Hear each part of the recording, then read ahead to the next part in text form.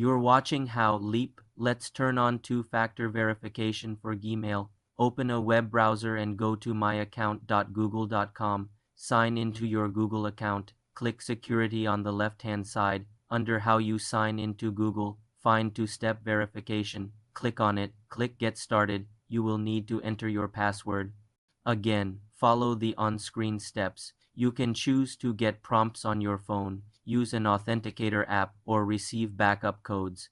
Click Turn on to enable two-factor verification. You're watching How Leap. Let's turn on two-factor verification for Gmail. Open a web browser and go to myaccount.google.com. Sign into your Google account. Click Security on the left-hand side. Under How you sign into Google, find two-step verification. Click on it. Click Get Started. You will need to enter your password again. Follow the on-screen steps. You can choose to get prompts on your phone, use an authenticator app, or receive backup codes. Click Turn on to enable. Two-factor verification. Your Gmail account is now more secure. You will need your phone and your password to sign in. For more simple tech tutorials, subscribe to the channel.